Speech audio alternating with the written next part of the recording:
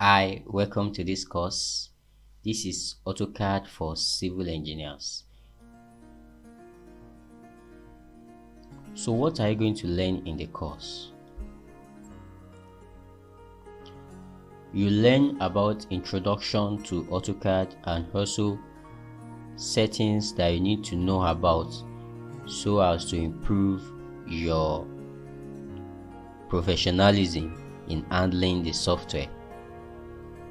You also learn about how to create simple objects like circle, arcs, because the origin of any object or any drawing is creating objects.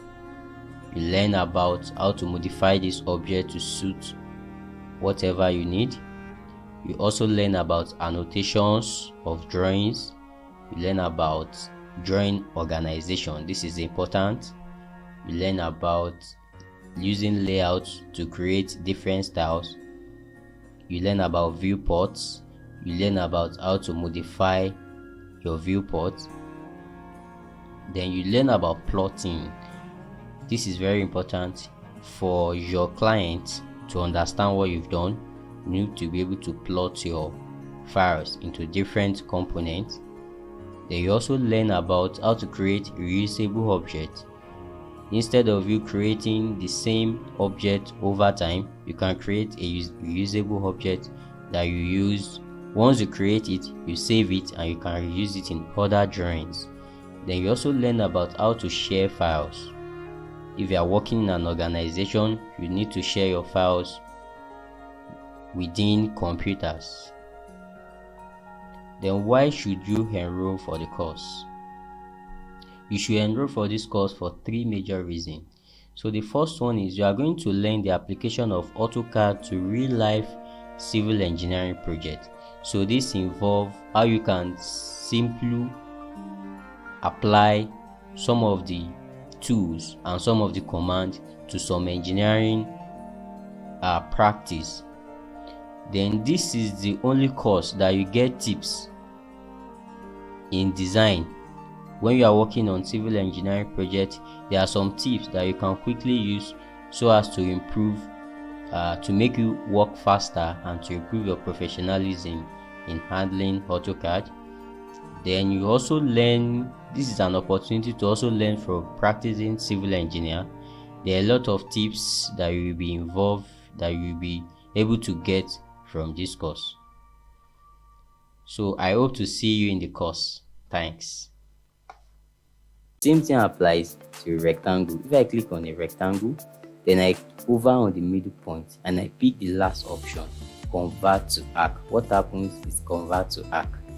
Let's say you have an arc, you hover on it.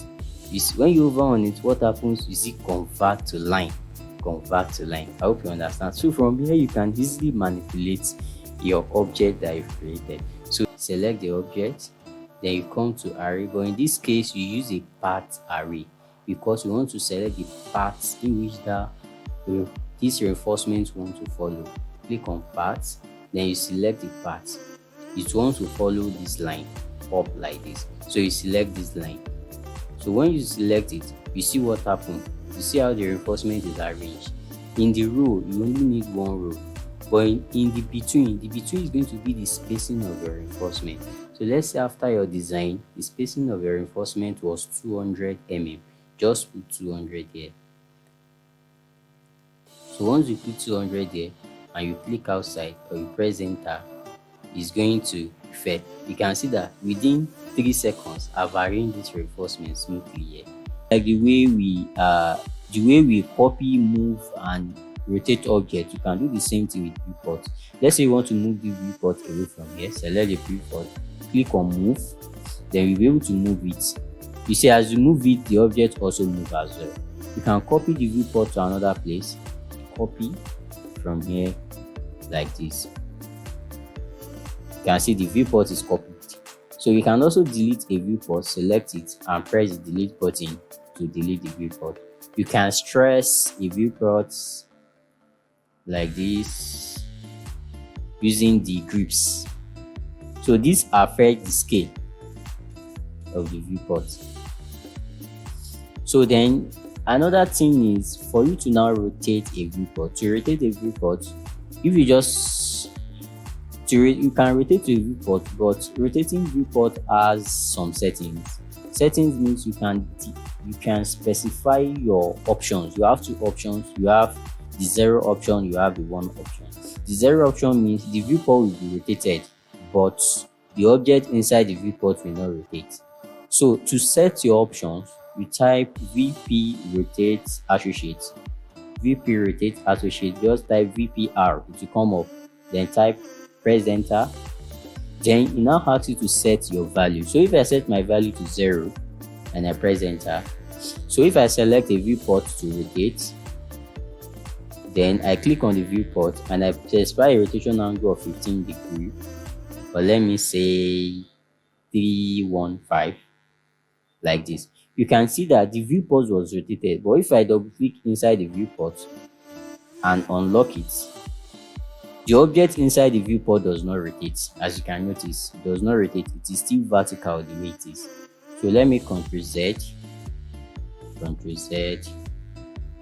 undo. Okay, let's now set our viewport option to 1. Type VP rotate, like this. VP rotate associate, press enter, then set your value to 1, press enter. So if I click on this now and I click on rotate to rotate my object, and I select here and I try and rotate it like this, you can specify the rotation angle. You can see that the object inside the viewport was rotated as well. So that is why how you can rotate your viewport. So now let us Ctrl Z. So now let's say you want to print your drawing. The next thing now is, if you want to print your drawing,